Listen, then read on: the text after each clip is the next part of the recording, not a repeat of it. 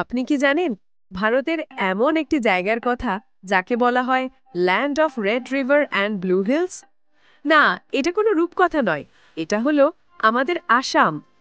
কিন্তু জানেন কি, পৃথিবীর সবচেয়ে বড় নদীদ্বীপ মাজুলি আর সবচেয়ে ছোট নদীদ্বীপ উমানন্দ দুটোই আছে এই এক আসামেই।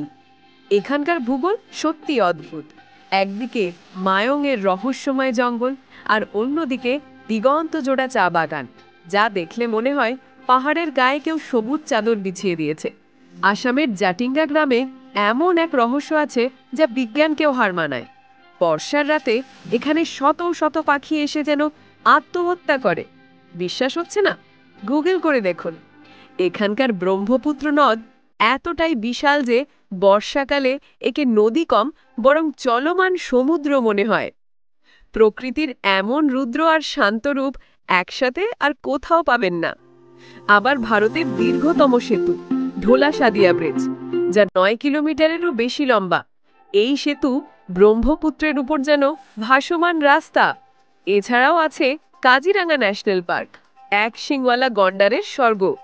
শুধু রহস্য নয়, ইতিহাসের সাক্ষীও এই রাজ্য। এশিয়ার সবচেয়ে পুরনো তেল শোধনাগার ভারতেই আছে, আর সেটা এই আসামের ডিগবয় শহরে। তবে এত সবকিছুর পরেও আসামের আসল হার্টবিট হলো বিহু, যার ঢোলের শব্দ আর নাচের ছন্দে নেচে ওঠে পুরো রাজ্য। আপনি কি কখনো আসামের এই লাল নদী আর নীল পাহাড় দেখেছেন? কমেন্টে জানান। আর এমন অজানা তথ্য জানতে সাবস্ক্রাইব করে পাশে থাকুন।